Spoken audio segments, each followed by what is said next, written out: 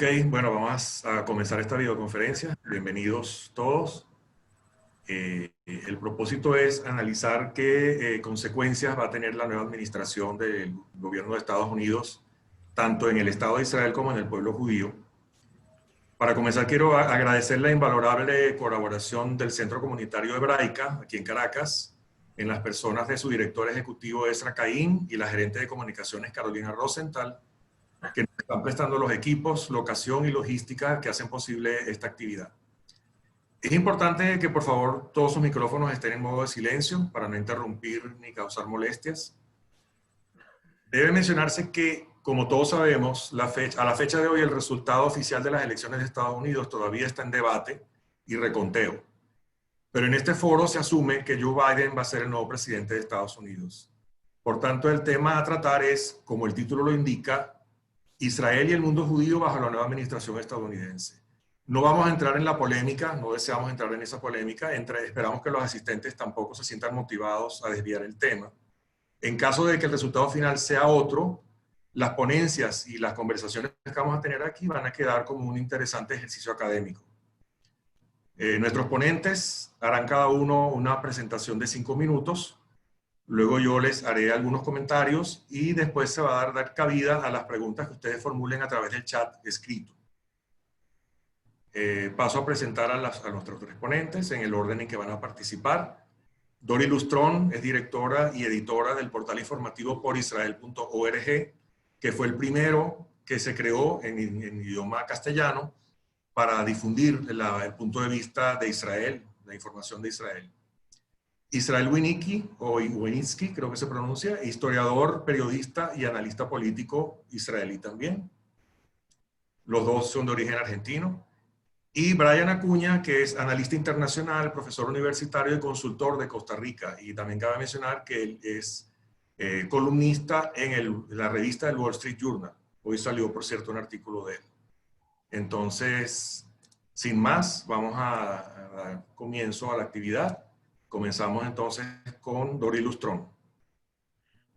Hola, shalom, buenas noches para mí ya.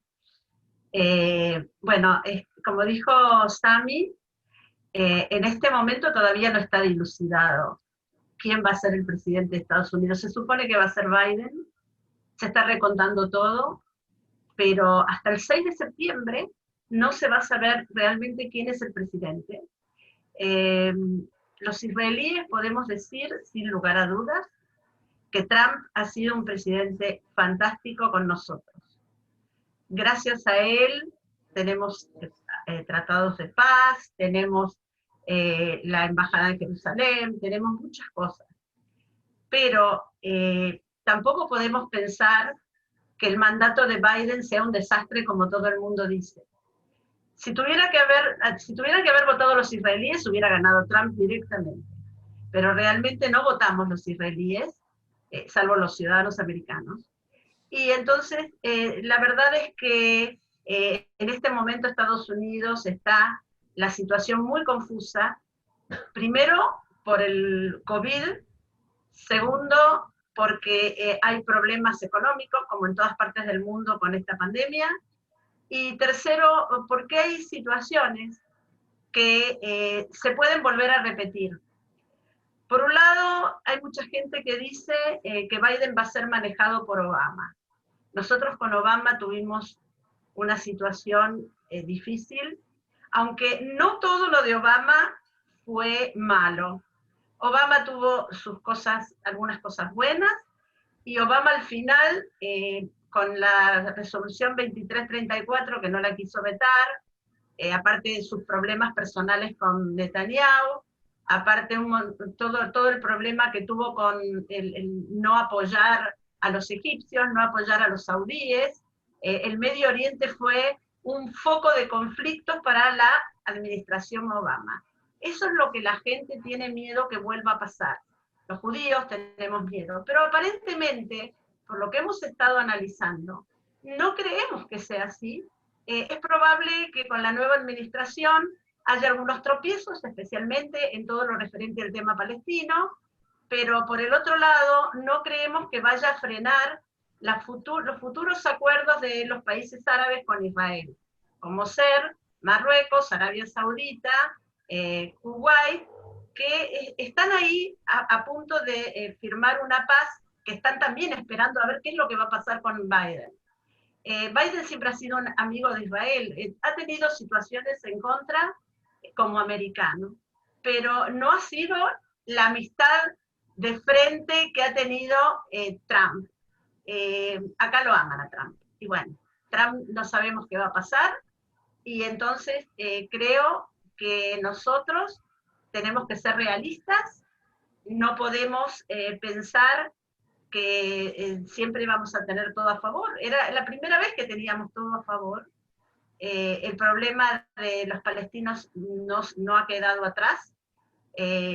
Acaba de morir Saeb Erekat, que era el negociador palestino y uno de los enemigos acérrimos de este país. Incluso la hija ha hecho declaraciones en contra del país, estando él internado en el hospital Adasa. Tenemos también las declaraciones en contra de Mahmoud Abbas. Tenemos muchas cosas en contra, pero también tenemos muchas a favor.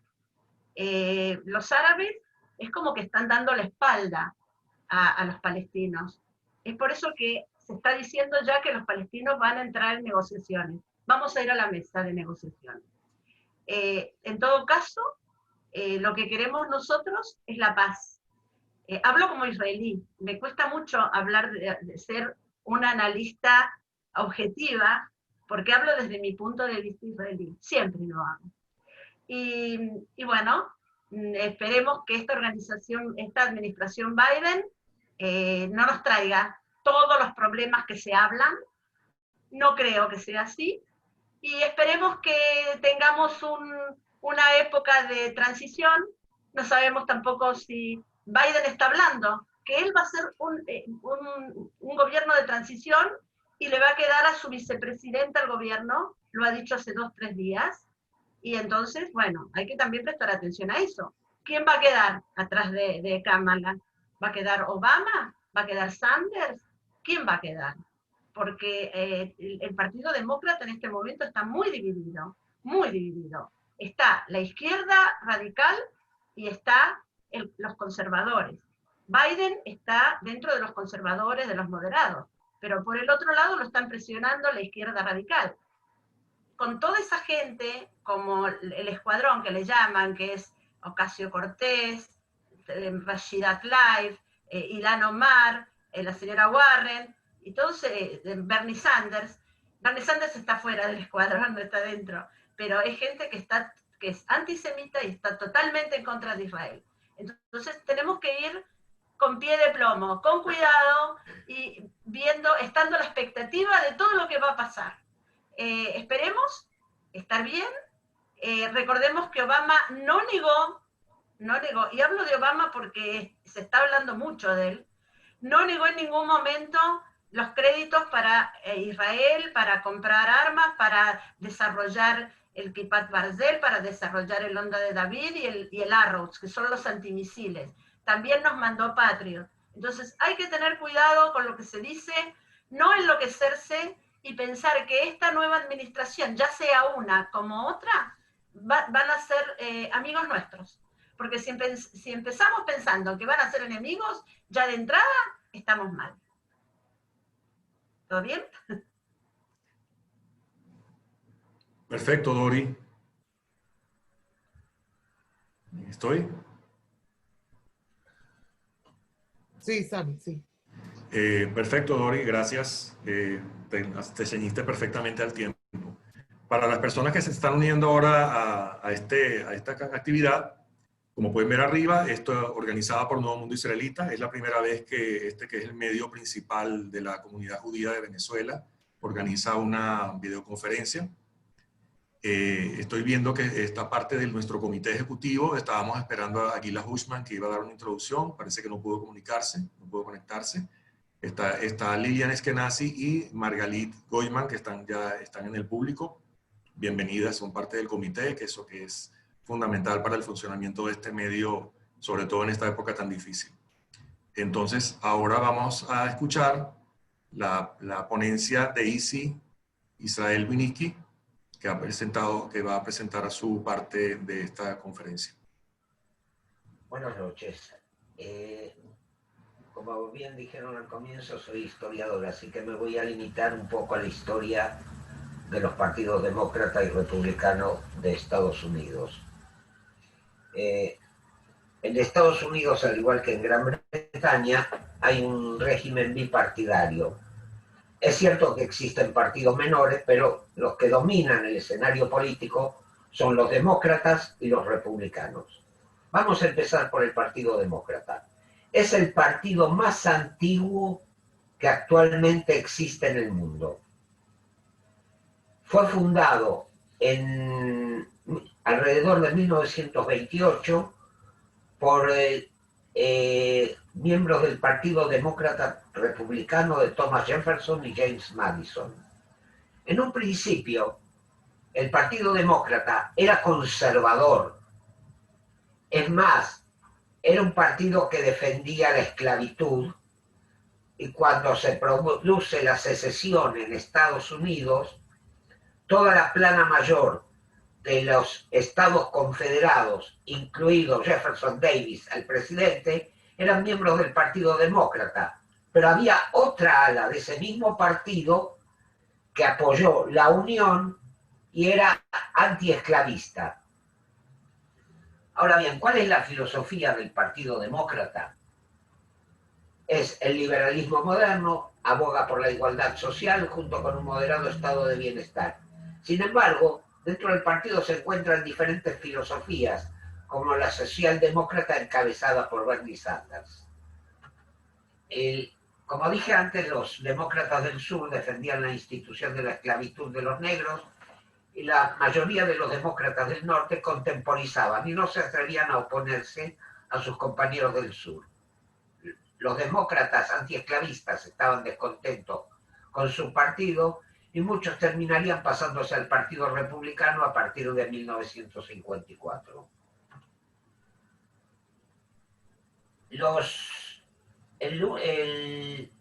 Como dije antes, se van alternando en el poder en Estados Unidos los partidos demócrata y republicano. Principalmente el que más influencia tuvo fue justamente el republicano. ¿Por qué? Porque era el que interpretaba más el sentir del americano típico, el sentir del americano conservador. Acá quiero dar un pequeño dato curioso. Después de la presidencia de Wilson, en 1913 a 1921, hubo un problema muy serio dentro del Partido Demócrata, porque gran parte del partido tenía relaciones con el Ku Klux Klan.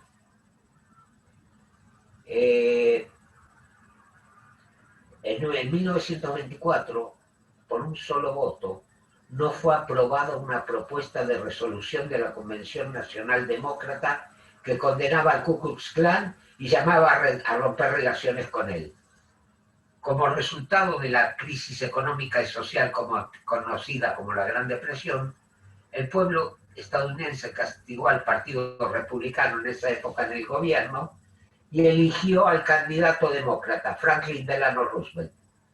Roosevelt se hizo famoso sobre todo por dos cosas: saneó la economía norteamericana y por el otro lado fue el que condujo toda la época de la guerra, condujo al país durante toda la época de la Segunda Guerra. Roosevelt no quería eliminar el sistema capitalista y mucho menos implantar una economía marxista o comunista. Era un decidido partidario de lo que unos años más tarde se llamó economía keynesiana. John Kennedy, con su decidida defensa de los derechos civiles de los afroamericanos, causó una masiva deserción de los blancos sureños del Partido Demócrata, lo que alejó más al partido del conservadurismo y lo acercó más al progresismo. El gobierno de Jimmy Carter fue un auténtico desastre con una inflación muy elevada, y una alta tasa de desempleo. El resultado fue la victoria de los republicanos con el actor de cine Ronald Reagan. Ahora bien, como vemos, el partido tuvo muchas tendencias dentro de sí.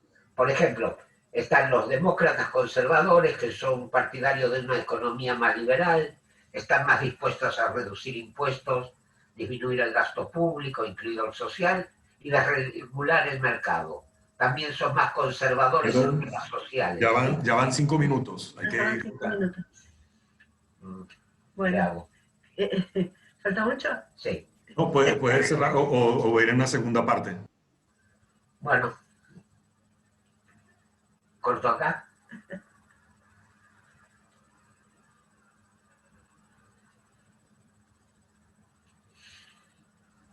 ¿Qué hago? Espera. Sami. Vamos entonces ahora a la tercera ponencia y luego continuamos con Isi. Vamos con Brian Acuña.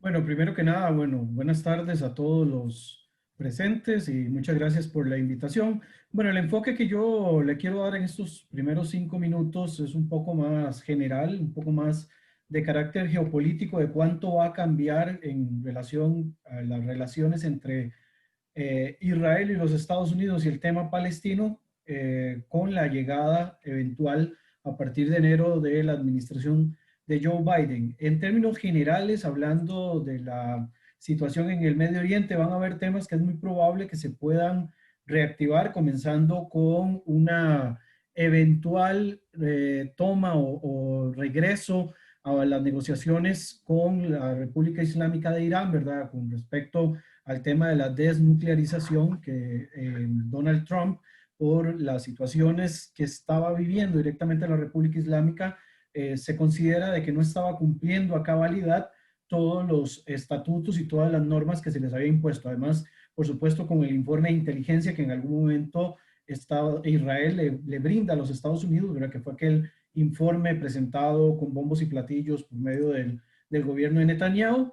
Por otro lado, también vamos a ver tal vez a un Joe Biden un poco más serio en todo lo que tenga que ver con la dinámica de la Organización del Tratado del Atlántico Norte, y esto es muy probable que ponga más presión a lo que haga el gobierno actual de Turquía, el cual en la época de Donald Trump pues ha tenido un poco más de carta blanca para actuar, hasta el punto de que ha roto un poco las relaciones internas de esta organización atlantista. En todo caso, el propio gobierno de los Estados Unidos pues tuvo esa lejanía durante el gobierno de Trump con el movimiento atlantista, y de hecho que estuvo muy peleado por alguna manera con el gobierno francés y con el gobierno alemán, que son dos de los más importantes de esta combinación.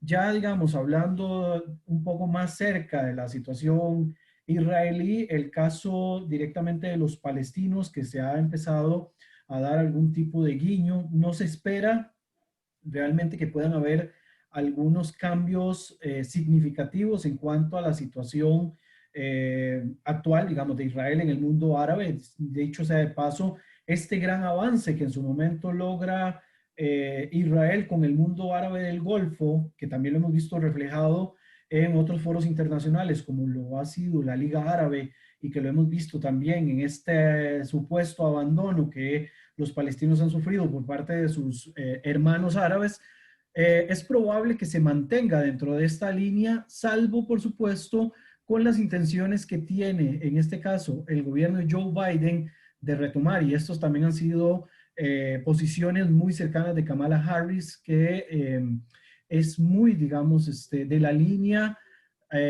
tradicional demócrata, no diría tanto de la línea de Bernie Sanders ni de la línea de Barack Obama, sino que es como una línea un poco más cercana a los Clinton. Y recordemos que si bien Bill Clinton no era 100% pro-Israel, digamos, en toda la plenitud, sí tenía una cercanía bastante importante. De hecho, es uno de los gestores, ¿verdad?, de los procesos de paz en los años 90, y es probable que se quiera regresar a la fórmula pues propuesta durante muchos años por los Estados Unidos, que es el de volver a negociar el acuerdo de 2 estados para 2 pueblos. Se habla también de reactivar un poco lo que es el financiamiento a organizaciones palestinas, comenzando con la Organización de las Naciones Unidas para los Refugiados Palestinos, algo que en su momento pues tuvo un recorte significativo por parte del gobierno estadounidense. Se espera también de alguna forma establecer canales de diálogo con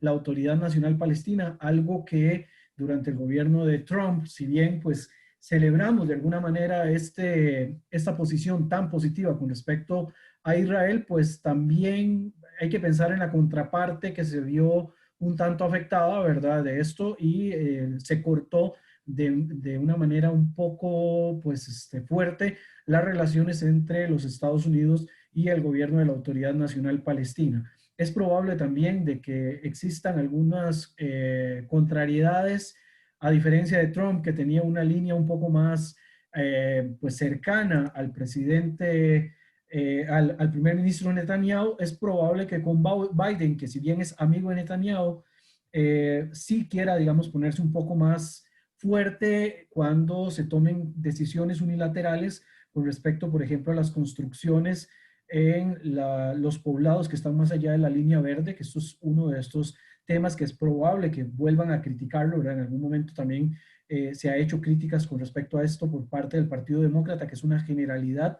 Por supuesto que el Partido Demócrata no es un solo el presidente y el vicepresidente, hay un montón de otros políticos de importancia que van a estar pujando, ¿verdad? Incluyendo estas 4 que son de una línea más cercana a Bernie Sanders. Y también es probable de que no, a diferencia de Trump, que apoyaba tal vez de una manera más directa las decisiones que tomaba Netanyahu, no le vaya a ser tan sencillo en algunos casos a los Estados Unidos tomarle, digamos, como visto bueno todo lo que Netanyahu decida, o los gobiernos israelíes que vengan posteriormente. Lo que respecta pues al presidente... Brian, disculpa, ya sí. son 5 minutos. Ok, nada más aterrizo esta última idea. Bueno, ambos, en este caso, tanto Biden como Kamala no tienen una posición anti-israelí como se podría, digamos, señalar a otros cercanos al gobierno de Obama. Sin embargo, es muy probable, ¿verdad?, de que pueda existir un poco más de intransigencia que no existe durante la época de Donald Trump. Igual van a mantener los equilibrios necesarios para evitar de que esta intransigencia vuelva a empujar a Israel a tener que hablar directamente con otros actores de peso en la dinámica del Medio Oriente, siendo inicialmente el gobierno de Moscú, el gobierno de Vladimir Putin, con quien Israel durante la época de Obama y en los últimos años ha entablado una relación muy cercana, quizás no la alianza como con los Estados Unidos, pero que sí ha sido, digamos, fortalecida a través del empoderamiento que el propio Obama causó con la salida de la región del Medio Oriente. Voy a hacer una pregunta para los 3. Pues puede comenzar Dori y después puedes Brian, y también después puede el Isi continuar con su parte. ¿Qué es lo que un nuevo gobierno podría revertir y qué es lo que no podría revertir de lo que se hizo, de lo que se logró durante la administración Trump con Israel? Por ejemplo, los acuerdos de Abraham, ¿se pueden revertir algo de eso? No, yo creo que no, al contrario. Biden... Bueno, vamos entonces a comenzar con Dori. Bueno, los acuerdos creo que están en firme. Va a ser muy difícil desactivarlos. Aparte que Biden estaba, cuando se firmaron los acuerdos, estaba muy contento, estaba eufórico. Yo creo que Biden va a tratar de seguir con los otros acuerdos que faltan, y bueno, sí, creo que todo eso lo va a apoyar. Lo que no creo que vaya a sacar la embajada de Jerusalén, primero que es muy costoso, que nadie habla de eso, de los costos de lo que le salió a Estados Unidos trasladar la embajada. Eso por un lado. Aparte que dijo que va a poner un consulado en Jerusalén Oriental. Yo creo que hay cosas que no se pueden revertir, pero eso es un imponderable. Por ahí un día decide cambiarlo y lo cambia la embajada. Igualmente en Tel Aviv ya vendieron la casa del embajador, se la vendieron a Sheldon Adelson. Es como que están quemando los barcos en Tel Aviv para seguir en Jerusalén. No creo que la embajada la cambie, que para los israelíes es muy importante eso. No creo tampoco que vayan a haber muchas cosas diferentes acá, dentro del país, en cuanto a ellos. Lo que sí creo es que los palestinos van a pelear por 2 estados para 2 pueblos. A mí personalmente me parece perfecto. Ellos allá y nosotros acá. Ya actualmente, la parte A y B de los tratados de Oslo son autónomas en manos de los palestinos. Lo que queda es la zona C, que la zona C es la que en un eventual tratado iría para Israel. Lo que pasa es que Francia está construyendo la zona C, los palestinos están construyendo la zona C, y un poco se está desvirtuando el tema dentro de la zona C. ¿Qué otra cosa? La cuestión es que los Estados Unidos van a separar. Por un lado, Israel, por el otro lado, los palestinos. También hay que tener en cuenta que los palestinos están divididos. ¿Qué se hace con Gaza? Eso nadie habla, porque todo el mundo habla de la autoridad palestina. ¿Qué pasa con Gaza? ¿Va a ser un tercer estado? Abu Mazen o Abbas no puede entrar en Gaza. Entonces, ¿cómo lo van a definir? Rayu, que es uno que está haciendo acopio de armas para el momento que la autoridad que Abu Mazen se muera, porque están esperando que se muera. Lamentablemente es así. Entonces, Jibril Rayu está haciendo acopio de armas para enfrentarse con sus adversarios, oponentes, enemigos dentro de la autoridad palestina. El problema es que nadie piensa en una persona que tiene mucha fuerza dentro de los palestinos, que es Muhammad Dahlan, que está apoyada por los Emiratos, está apoyado por Arabia Saudita y está apoyada por Egipto. Dahlan está muy apoyado por Egipto porque Egipto tiene el problema de la hermandad musulmana, como lo tiene Arabia Saudita. Arabia Saudita acaba de sacar de la parte de educación a todos los hermanos musulmanes.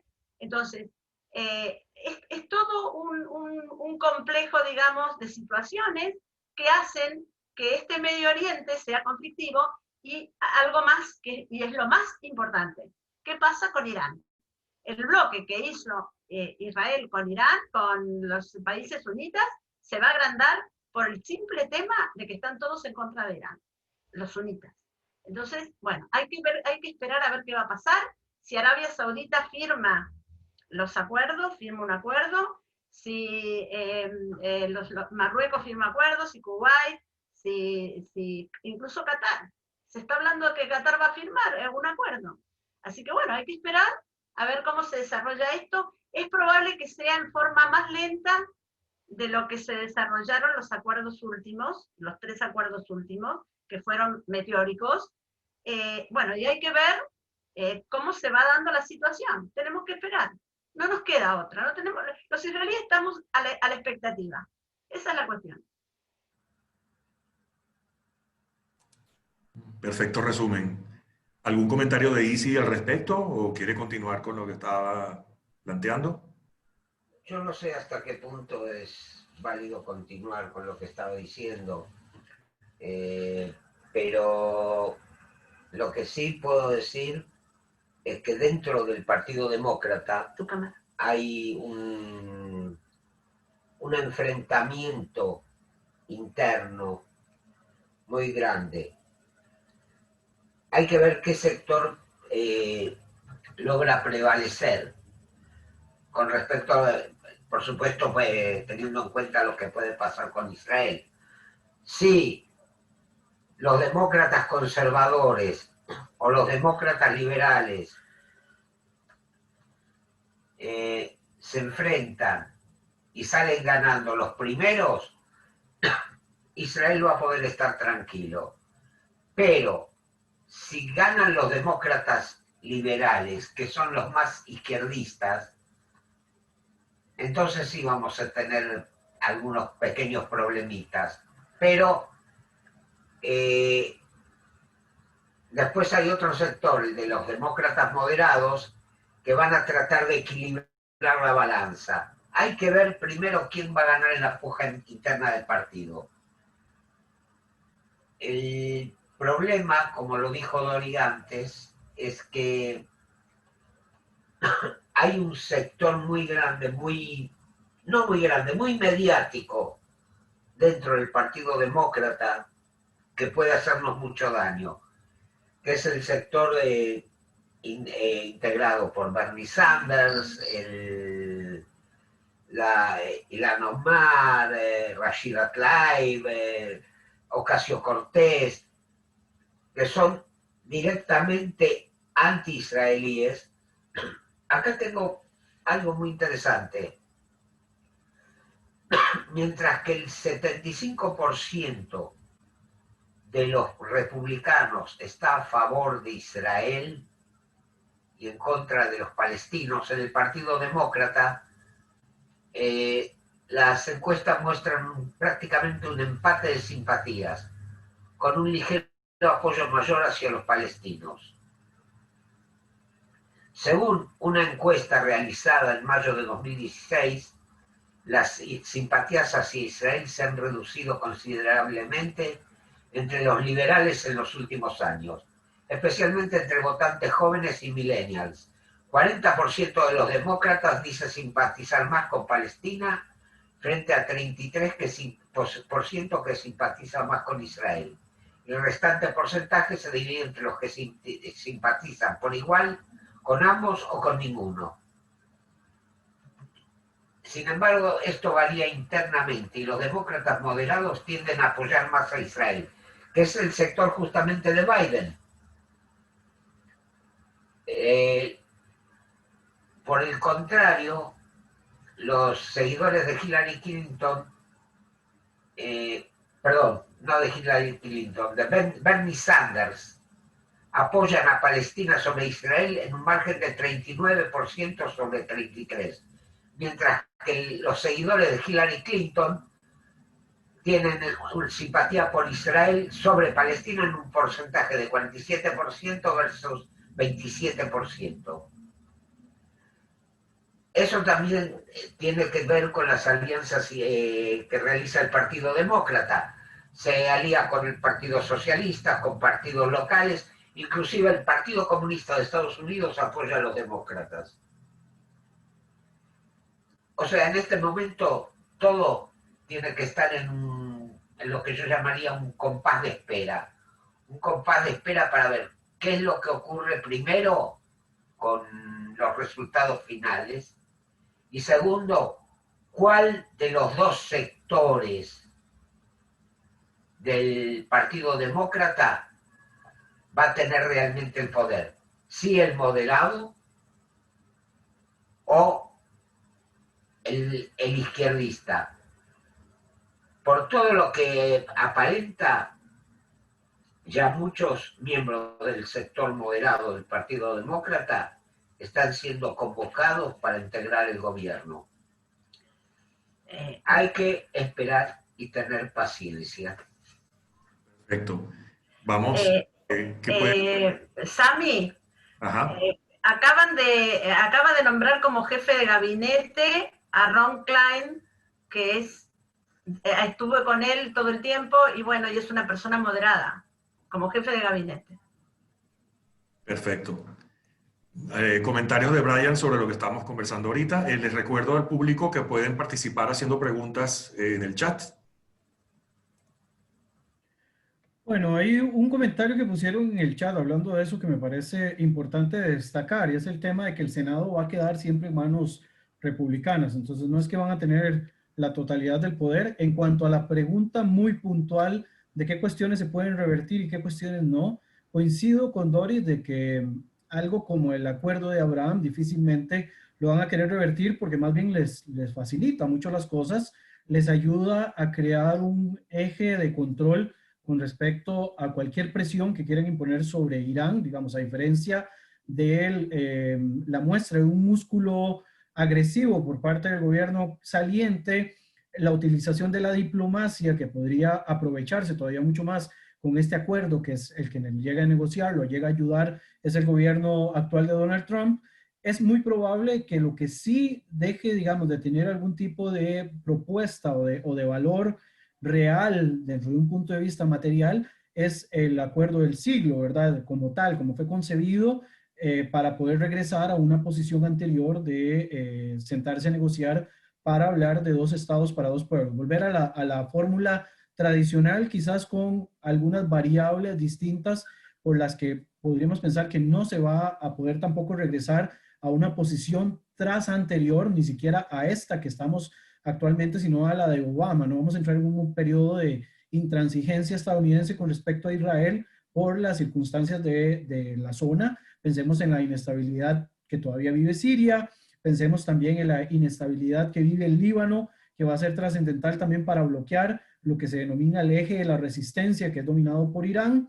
Entonces, es muy probable que ese proyecto del Acuerdo de Abraham, que va a tener alcances todavía masivos, se vaya a fortalecer, se le dé una importancia diplomática más fuerte, se va a revertir, eso sí, como ya les dije, cualquier medida represiva contra las organizaciones que le brindan apoyo a los palestinos, ¿verdad? Hablamos de la UNRWA, hablé en algún momento también de ciertos temas relacionados con el bloqueo, ¿verdad? Que aplican tanto Egipto como Israel sobre la zona de Gaza. Ahí va a haber quizás algún tipo de pugna, pero no muy profunda. Y creo que Estados Unidos, los primeros 2 años al menos, se van a dedicar más a lo que es la política doméstica con más fuerza y van a dejar un poco, no completamente, pero sí van a dejar un poco de lado todos los temas relacionados con agenda internacional que ya tiene muchos años de estar vigente, y quizá le van a dar énfasis a aquellos temas que Donald Trump dejó por fuera, que son los elementos globalistas de la organización estadounidense. Regresar al Acuerdo de París, fortalecer las relaciones entre Estados Unidos y la OTAN, restablecer y reforzar las relaciones con Alemania, con Francia, con Canadá, con países con los cuales Donald Trump tuvo algún tipo de roce eventualmente, y van a ir desplazando otros temas dependiendo de la necesidad del momento. Ya, digamos, no se pueden quedar muy quietos con respecto al Medio Oriente, porque además de Rusia, ya China también tiene sus proyectos dentro del Medio Oriente que eventualmente también Estados Unidos tiene que hacerle frente.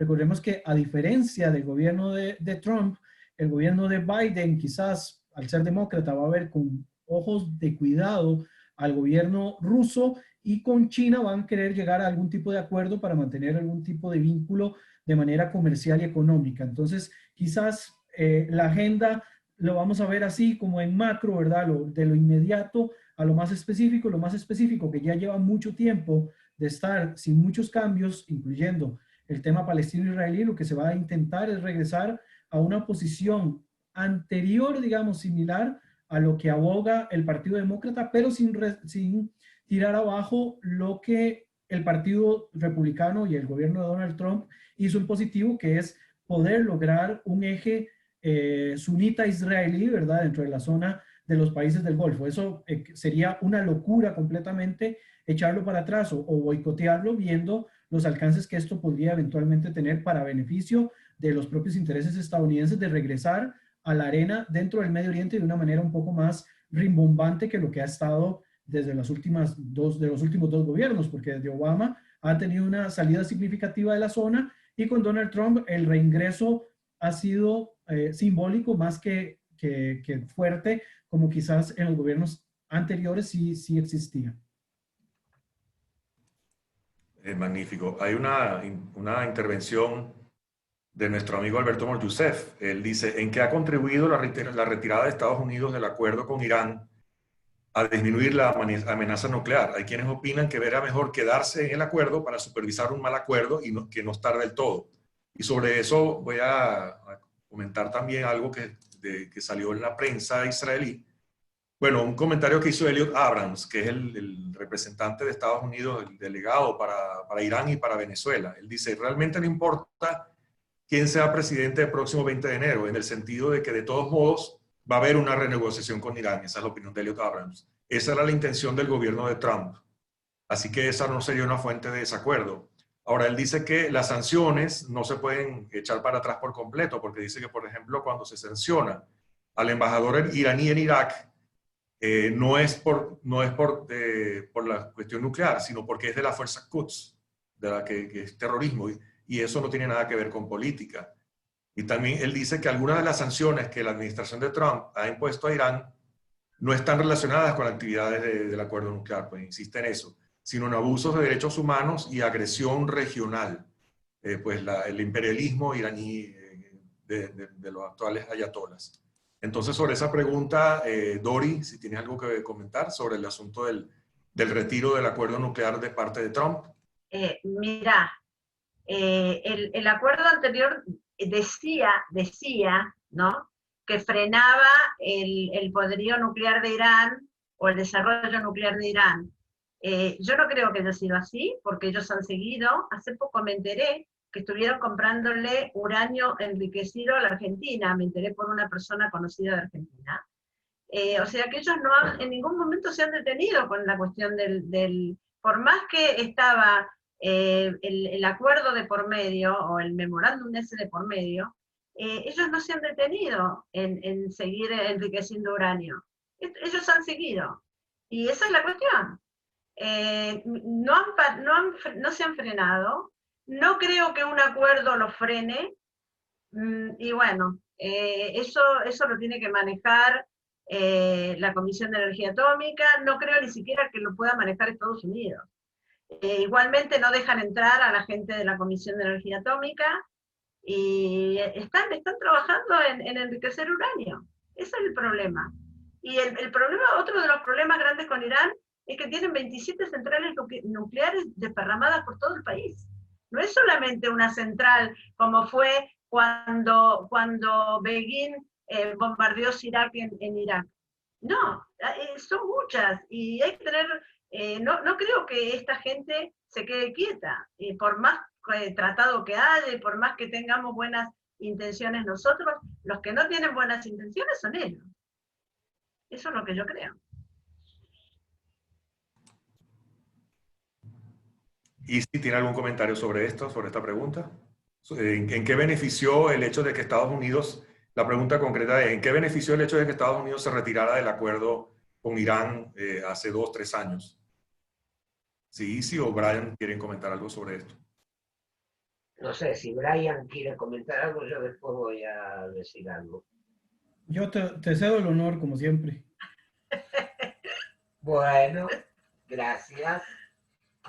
No, yo creo que ni sirvió el acuerdo, ni tampoco sirvió la retirada del acuerdo. ¿Por qué? Por una sola y sencilla razón. El régimen de Irán nunca pensó en cumplir con ningún acuerdo. ¿Por qué? Por una sencilla razón. El mismo Ayatollah Khomeini lo dijo cuando subió al poder la revolución islámica. El objetivo de Irán es destruir al Satán occidental e imponer las banderas del profeta en todo el mundo. Todos los acuerdos firmados, todos los acuerdos anulados, todo eso no sirve de nada, porque para ellos es papel de desecho, papel de descarte. Ellos se fijaron un objetivo y como todo fanático van a cumplir ese objetivo.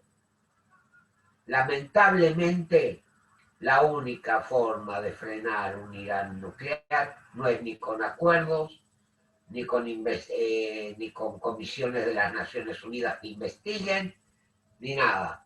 Simplemente la acción directa. Es la única forma de frenar un Irán nuclear.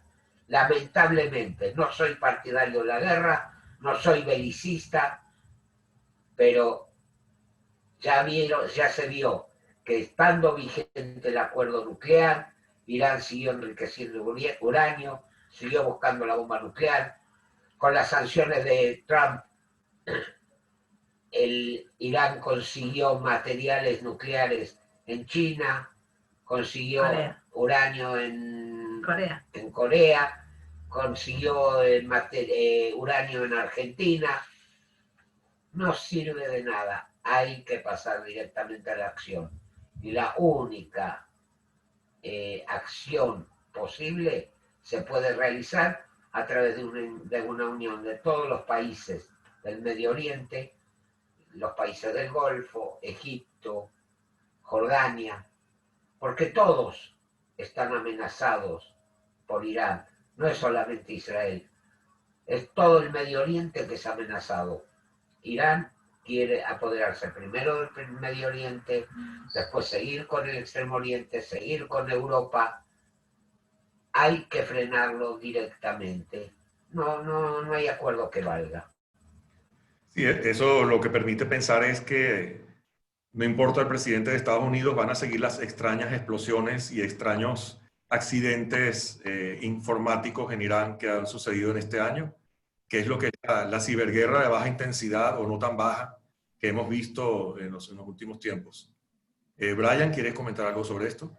Sí, bueno, en primer lugar, pues sí, muy de acuerdo con lo que expone Isi, no podría estar más de acuerdo, bueno, excepto con las dificultades, ¿verdad?, de una operación militar contra Irán, pero que cada vez se va viendo más necesaria, pero yo siempre trato como de ponerle cuidado al tema porque por el momento planteamos un Irán como una gran amenaza para la estabilidad del Medio Oriente. El acuerdo, desde que se planteó, siempre se habló de que era preferible llegar a un mal acuerdo que a un buen pleito, ¿verdad? Creo que era el tipo de planteamiento que se hacía respecto a este acuerdo nuclear.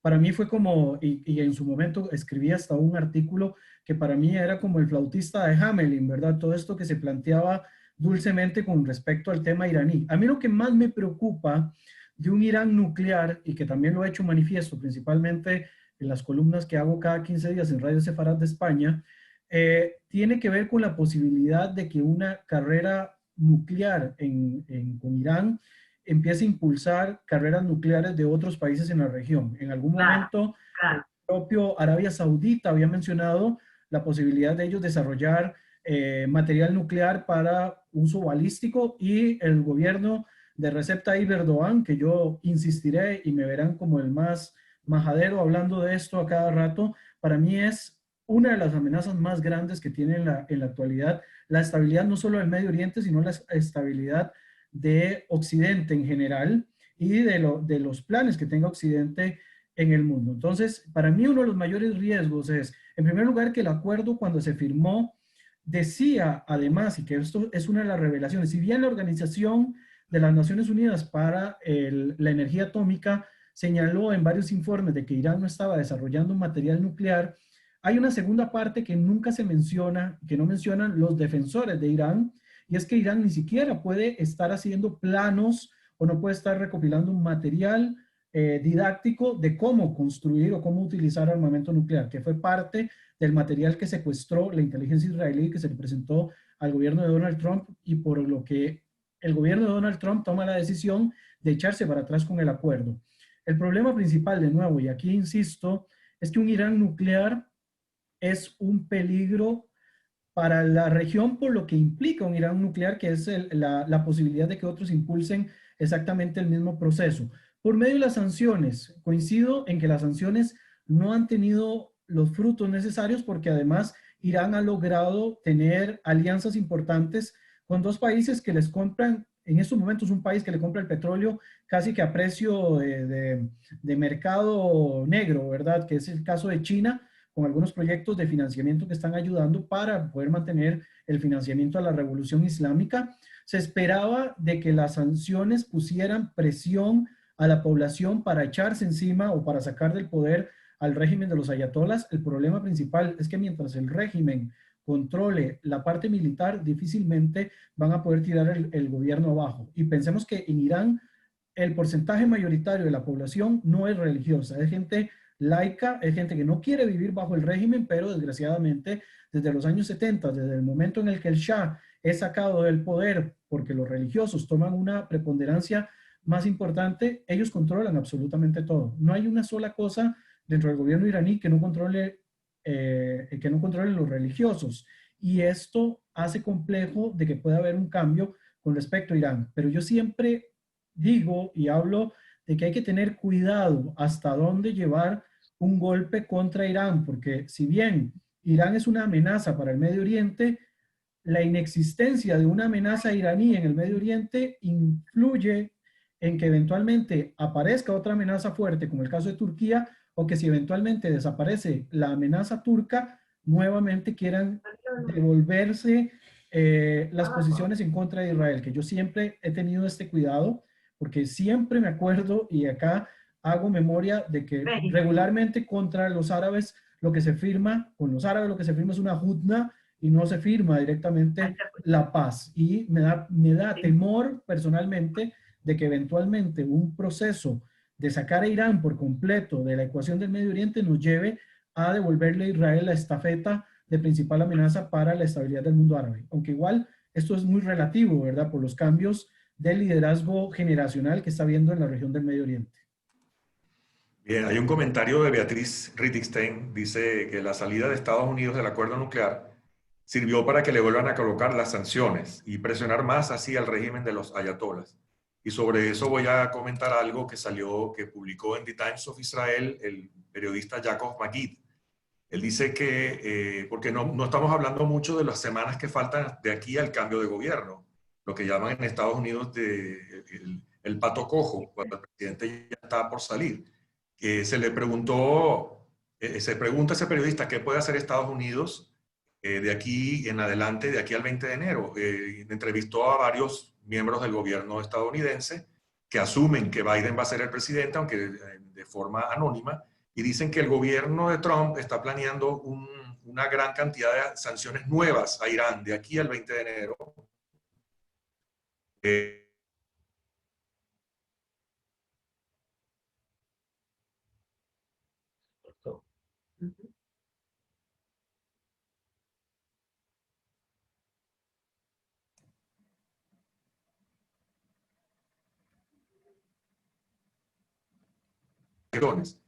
Que de todos modos otros comentaristas le dijeron, otros miembros del gobierno de Trump, que posiblemente el futuro gobierno agradezca eso, porque entonces le va a dar ya algo como hecho para una justificación para no eliminar las sanciones. Va a poder decir que las sanciones son tan fuertes y están fijadas y tan bien atadas que ellos no lo pueden quitar. Ese es un comentario que salió eso en el The Times of Israel el día de hoy.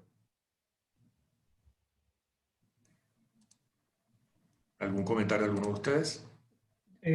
Tal vez acá, sí, yo un comentario muy corto. Me parece que en materia internacional, por lo menos lo más complejo por el momento, la decisión que van a tomar es pegarle una patada al balón hacia adelante y esperar en lo menos posible tomar decisiones fuertes de cuestiones que sean muy delicadas. Yo no me imagino a un gobierno saliendo de una situación casi tribal que está viviendo en estos momentos Estados Unidos por la polarización política que se ha generado desde este último gobierno, más lo que se le sume, tomando decisiones fuertes en materia internacional. Me parece, de nuevo, que el enfoque del gobierno estadounidense por el momento se va a concentrar en la parte interna y le va a meter un patadón así legítimamente al balón de aquellos temas que sean delicados para tomar una decisión en lo inmediato, planteando eventualmente que se pueda extender el periodo a 8 años de un gobierno demócrata y que eventualmente sea Kamala Harris quien tome la batuta y sea ella quien tome las decisiones fuertes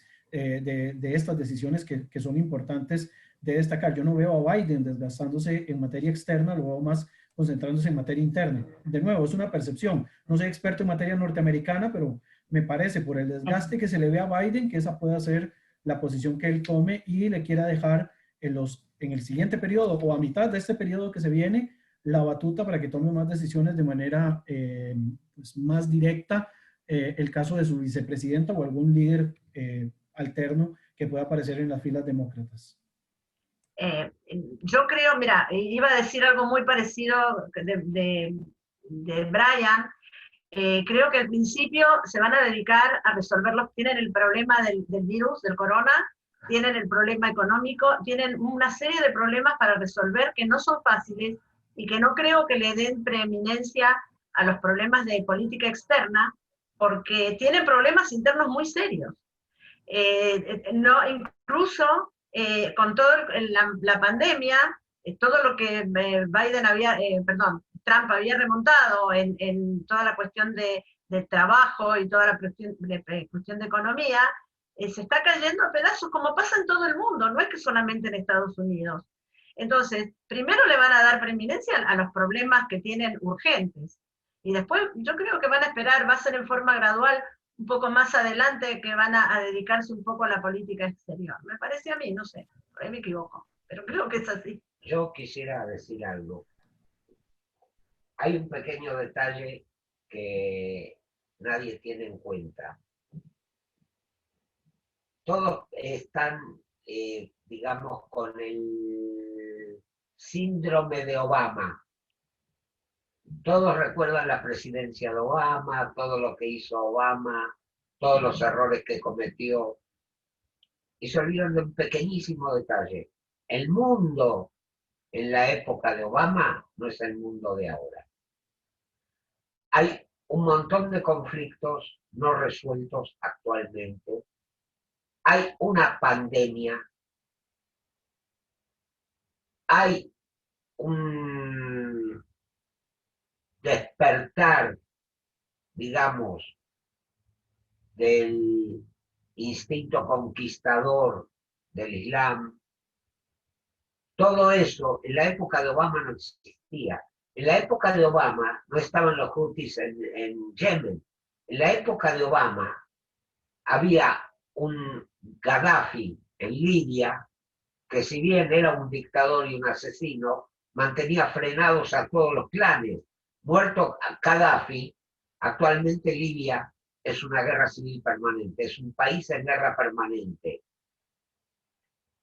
O sea, todos esos factores que antes no existían pueden hacer que un gobierno demócrata tome una actitud diferente a la tomada por Obama. Porque quizás, y esperemos, Biden y Kamala Harris tomen conciencia que este mundo no es el mundo de hace 12 años. Hay otro tema interno de Estados Unidos que es preocupante, digamos, para el mundo judío. La mayoría de los judíos en Estados Unidos, como siempre, votaron por los demócratas. Se habla de un 70% en estas elecciones. A pesar del apoyo sin precedentes que la administración de Trump le dio a Israel. La pregunta es, ¿la tendencia es a un divorcio, a una progresiva pérdida de interés por parte de los judíos de Estados Unidos en Israel? ¿Un divorcio a largo plazo entre los israelíes y los judíos de Estados Unidos? Esa es una pregunta, esa es una preocupación que ya antes de las elecciones se había planteado y se cumplió lo que se había previsto, que hay una diferencia abismal de opiniones en este sentido. ¿Sí? ¿Y si hablamos? Sí. Acá, hace muchos años, un israelí me dijo, va a llegar un día en que van a existir los israelíes y los judíos. Y me lo explicó de esta manera. El judío de la diáspora, digámoslo, vive la realidad del país en que se encuentra. Para él Israel es el país lejano, donde quizás tiene algún primo, algún tío, pero nada más que eso. Aparte otra cosa, ya para el judío americano, él es más americano que judío. Su judaísmo es, digamos, un judaísmo cardíaco. O sea, puede ser que en un acto de Yom Ha'atzmaut cante con lágrimas en los ojos a Tikva, pero después de ese acto va a vivir como un americano. Como me decía una vez alguien, después de un acto por Israel, va a ir a comer su hamburguesa. En cambio, nosotros los que vivimos en Israel, vivimos una realidad diferente que el judío de Argentina, o de Estados Unidos, o de Francia, o de Alemania, o de Australia. Nuestra realidad es la realidad de un Israel que, a pesar de que está rodeado de enemigos, un Israel en peligro de guerra, pero un Israel que avanza. Y eso Hay muchos países que no se puede ver, que no lo ven. No sé si fui claro, si está claro lo que quiero decir. Sí, me gustaría saber qué opina Brian al respecto. Bueno, un poco complicado viendo, digamos, mi posición actual con respecto al tema de judío o no judío, pero yo lo veo con el ejemplo de lo que explicaba en algún momento el presidente Rivlin y que lo hace mucho mención Enrique Zimmerman, ¿verdad? Que él categoriza el mundo judío técnicamente, o el mundo de Israel y el mundo judío casi que en tribus modernas, ¿verdad? Hablando de lo que es el ortodoxo nacionalista, el ortodoxo no nacionalista, el laico nacionalista y las diásporas y también los no judíos que viven en Israel. Creo que, como bien menciona Isi, la identidad nación-estado, estado-nación, en la cual se desarrollan muchas de las comunidades judías en la actualidad, va cautivando un poco más y va dejando o va desplazando en algunos ambientes la identidad judía como un elemento más religioso o más cultural,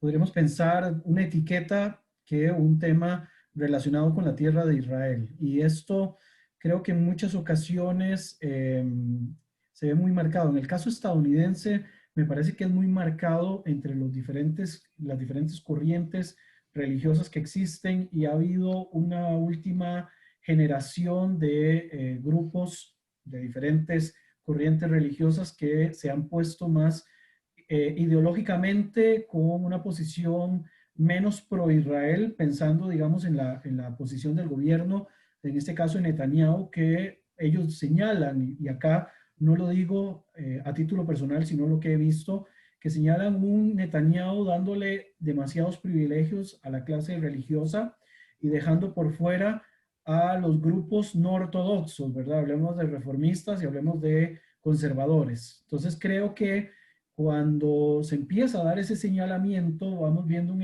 alejamiento de algunos grupos con respecto a la tierra de Israel y esto va generando una desvinculación de uno hacia el otro, ¿verdad? Como dijo bien Isi, por un lado se puede sentir el sentimiento a la hora de cantar el Atikvá, pero por el otro lado después te vas a sentir parte de ese lugar donde te desarrolla, lo cual no debería ser del todo incorrecto, pero conforme más se va abriendo esa brecha entre nosotros los israelíes y ustedes los judíos de las diásporas, esa brecha también se va a hacer sociológica, ¿verdad? Al punto de que Israel como tierra del pueblo judío va a verse como un estado más, ¿verdad? Como que da lo mismo si vivo en Israel o si vivo en las diásporas. Desde el punto de vista judío no hay nada más importante que el hecho de poder pensar en tener la tierra de Israel para los judíos, ¿verdad? Y conforme se va renunciando a eso, porque el propio entorno va haciendo renunciar a esa identidad, creo que peligrosamente se cae en esa diferencia de nosotros y los otros.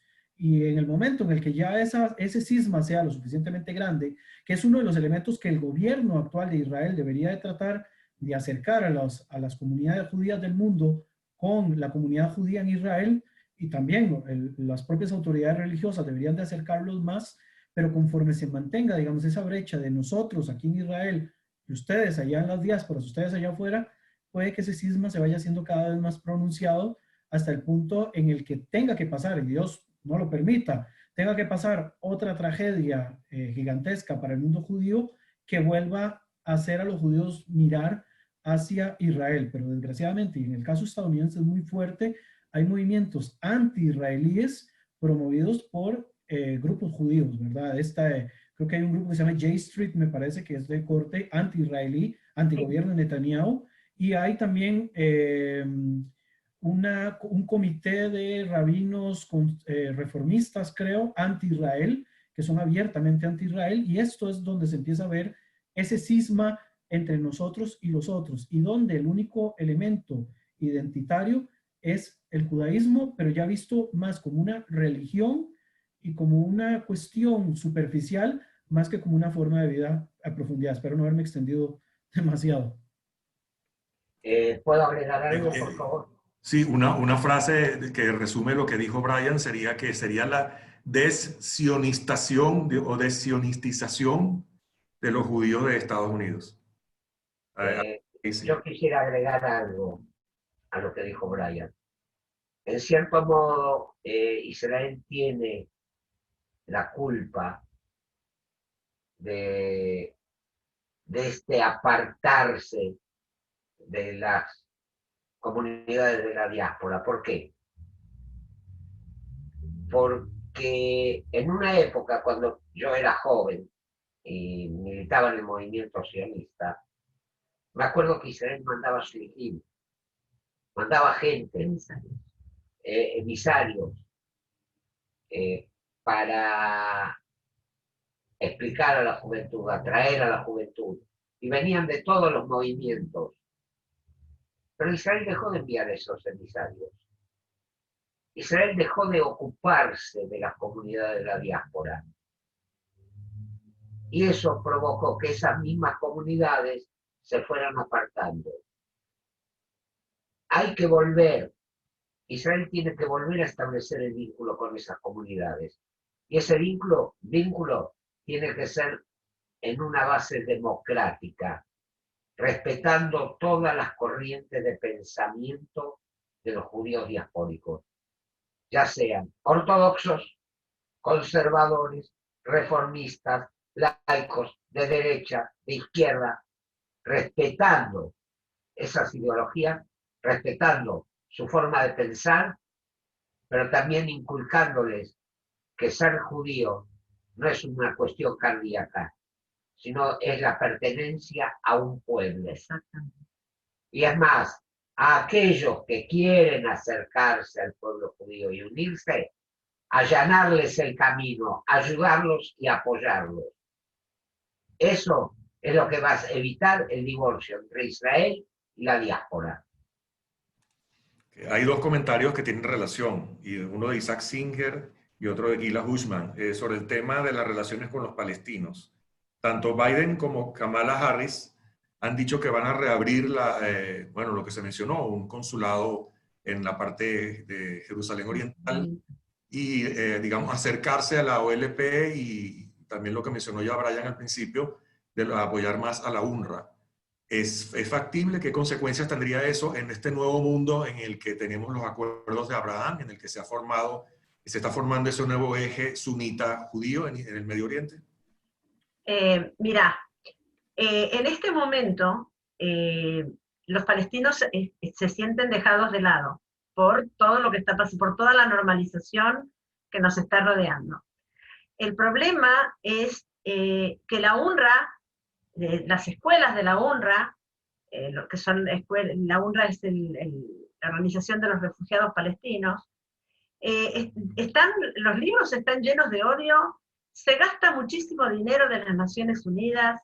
O sea, la UNRWA, según muchísimos criterios, tiene que desaparecer y armar una organización que se una a la ACNUR. La ACNUR es la Organización para los Refugiados de todo el mundo. Entonces, muchísima gente acá en Israel piensa que la UNRWA tiene que desaparecer.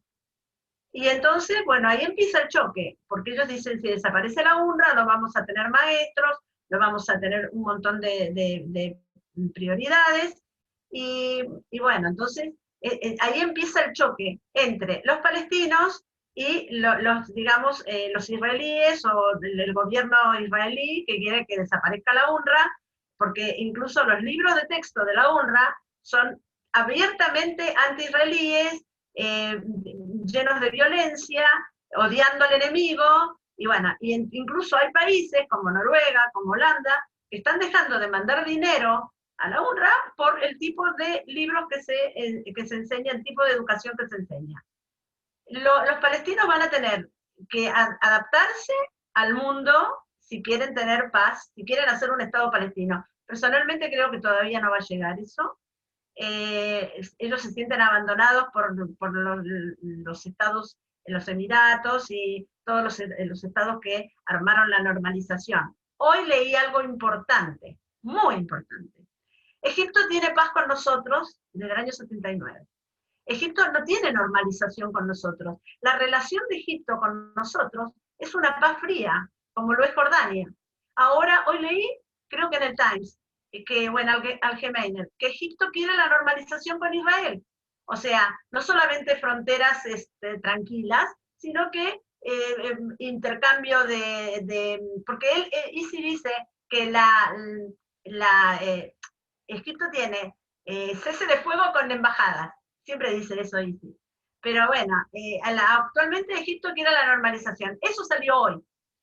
Vamos a ver qué pasa, porque no solamente es firmar acuerdos de paz, la cuestión es tener relaciones cálidas, como estamos teniendo con Emiratos. Ya llegaron containers con productos desde Emiratos, Israel ya fue para allá con startups y con un montón de proyectos, se firmaron proyectos con Bahrein, ayer fue una delegación a Sudán para ayudarlos en todo lo que es riego y agricultura. Ese es un tipo de normalización que sirve. No la paz que tenemos con Egipto y con Jordania. Es bueno, porque no estamos en guerra, pero el tipo de paz que nosotros necesitamos es la paz como tenemos con los estados del Golfo. Ese es el tipo de paz que nosotros necesitamos y que es el exitoso. Y yo no creo que ningún gobierno pueda destruir esto que tenemos. ¿Por qué? Porque el pueblo emiratí está feliz de tener relaciones con Israel. Y como dijo Brian, el pueblo emiratí, el pueblo saudí, es gente menor de 35 años, que no sueñan con ir a la mezquita de Al-Aqsa, quieren ir a Tel Aviv, a conocer las tecnologías, y lo dicen permanentemente. Esa es la paz que queremos nosotros. Y no la de la UNRWA, que nos tira a matar. Sobre esto, ¿algún otro comentario, Brian o Isi? Para ir cerrando. Bueno, yo directamente lo que puedo decir es que los actos son más simbólicos que puntuales. O sea, este restablecimiento de ayuda a la UNRWA tiene como objetivo simplemente decirles, mira, venimos a generar un cambio, venimos a retomar el proceso de 2 estados para 2 pueblos. Esta ubicación de un consulado en el este de Jerusalén me parece que genera mucha roncha. No me imagino que esto se haga en la inmediatez. Me imagino que es un plan que van a plantear para más adelante, pero sigue yendo sobre la misma línea. La línea es, venimos a retomar, no creemos en el acuerdo del siglo, ¿verdad? Que habla de un proceso de autonomía y no de autodeterminación para el pueblo palestino, sino que venimos a plantear lo que desde el 48 se ha tratado de plantear, que es 2 estados para 2 pueblos, y vienen a retomar, digamos, eso como una política a futuro. Sí, digamos, dentro de todo lo que plantea Dori, también soy de los que considero, sin embargo, desgraciadamente, hasta que no se tome la decisión, esto seguirá siendo igual. La UNRWA debería desaparecer y darle paso esos fondos a la ACNUR, ¿verdad? Y que la ACNUR se haga cargo de todo este tema palestino, pero es uno de los temas más delicados y más complejos de resolver de la situación palestina. Ya más de 5 millones de refugiados, según la condición de la ACNUR, de la UNRWA, perdón, no va a ser sencillo poder asimilar a esos 5 millones de personas de que sigan recibiendo algún tipo de subsidio, por pequeño que sea, porque sabemos que una gran mayoría queda en las élites, en los que dirigen la organización y en la corrupción de sus liderazgos.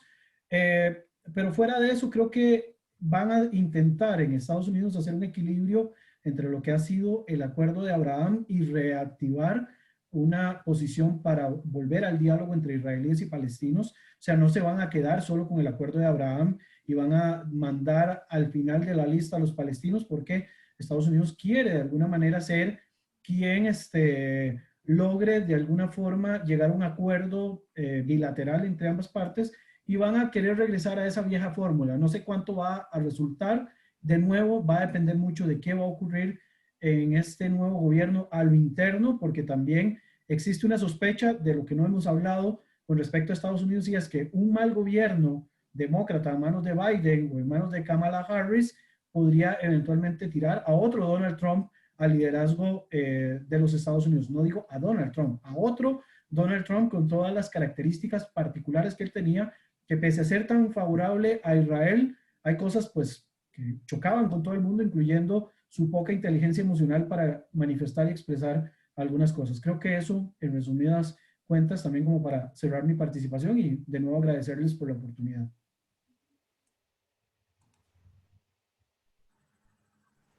Bueno, yo también quiero agradecerle a Sami la invitación.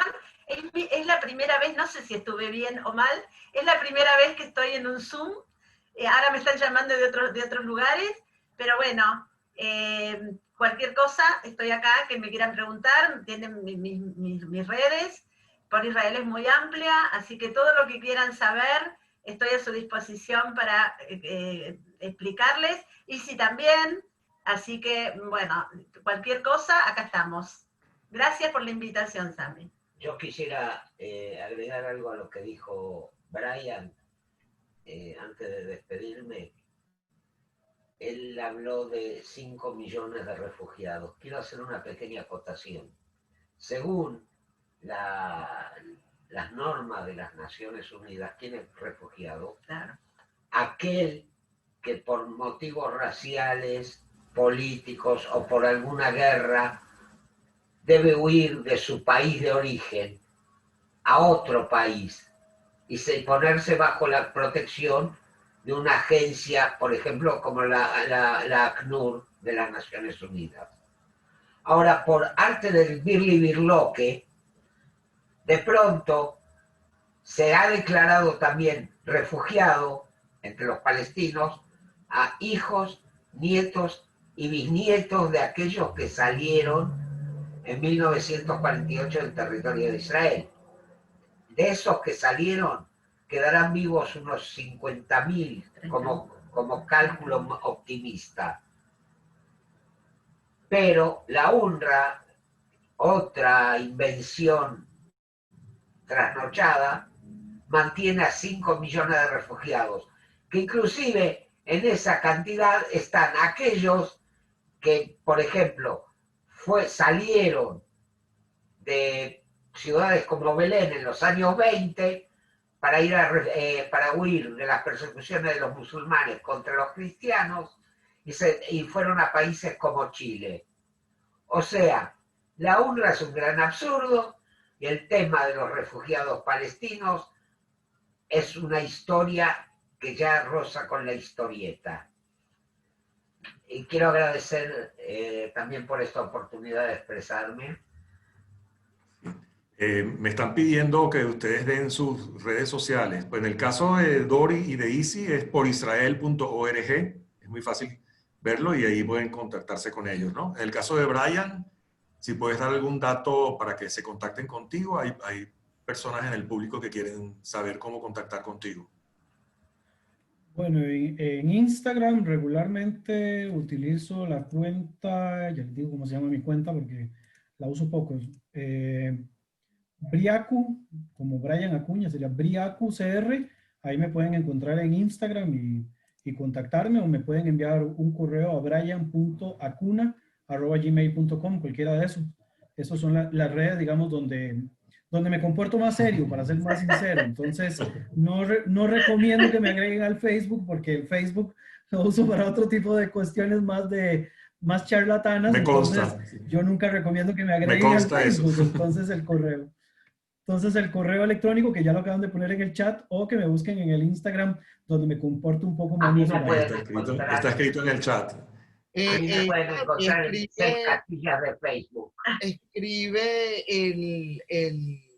la página de Dori e Israel en el chat para que la gente lo pueda notar. Es por Israel, todo pegado, .org, por Israel.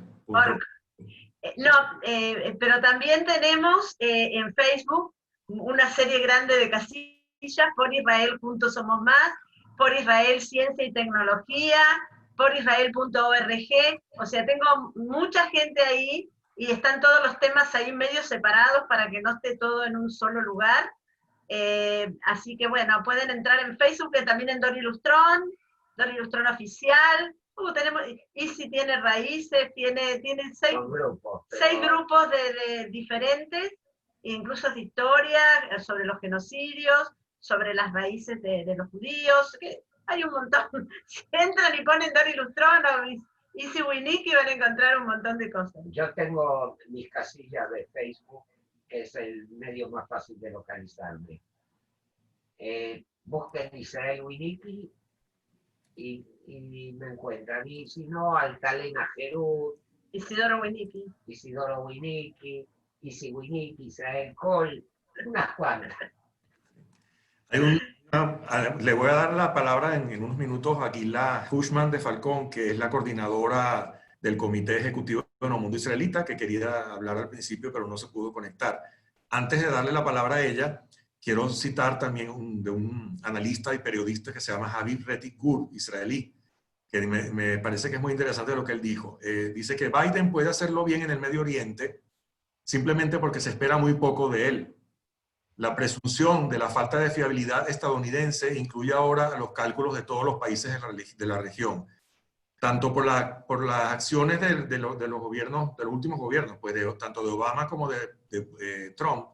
Se está percibiendo en esos países, a Estados Unidos, como no muy confiable, muy inestable en su política en el Medio Oriente. Así que eso dice Javier Rettig Gur, eso limita la cantidad de daño que Biden o cualquier otro presidente de Estados Unidos en el futuro puede hacer en la política del Medio Oriente. Entonces, de nuevo, me despido como director de Nuevo Mundo Israelita. Para los que nos sintonizaron tarde, soy Sami Rosenbaum, el director de Nuevo Mundo Israelita, que este es el primer Zoom que organiza este medio, que es el medio oficial de la comunidad judía de Venezuela. No sé si ahora puede entrar Gila, que quiere para hacer una despedida. Hola, buenas tardes a todos. Bueno, básicamente agradecerle a los ponentes por sus excelentes disertaciones, muy interesantes sobre un tema que crea tanta expectativa, ¿no? En el mundo judío, no solamente hacia Israel, porque no creo que nos salpica a todos los judíos del mundo qué es lo que va a hacer o no va a hacer Biden después de hechos tan concretos y tan fuertes que nos deja Trump, ¿no? Porque deja cosas. Sin embargo, así se mueve el mundo. Los gobernantes cambian y los países van quedando legados. Trump dejó unas cosas, yo no creo que signifique que Biden o Kamala Harris no lo vayan a hacer. Queda pendiente qué va a pasar con el Senado estadounidense, que puede ser un factor decisivo si queda como un Senado republicano, y eso de alguna manera va a delimitar muchísimo algunas cosas, por ejemplo, cosas de presupuesto, otras decisiones que puedan venir desde Biden y su ala socialista del partido, eso que está pasando en el Partido Demócrata. Decía mi abuelo, y ahí está mi mamá presente, que vivamos tiempos interesantes. Creo que estamos viviendo tiempos muy interesantes, no los quiero llamar confusos o convulsos, pero sí son tiempos interesantes. Y bueno, nos encanta poder tener la oportunidad de este periodismo participativo que salió del papel y de simplemente la lectura a espacios donde todos nos nutrimos, participamos y seguimos aprendiendo. Así que muchísimas gracias y espero que podamos seguir repitiendo esto y que nos sigamos encontrando.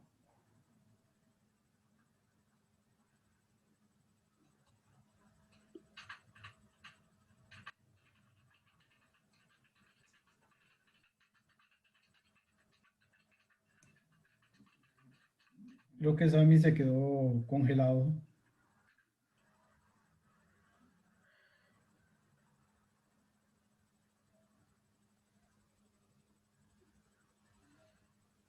Sami se quedó con el micrófono cerrado, me parece. Ah, sí, parece que se desconectó.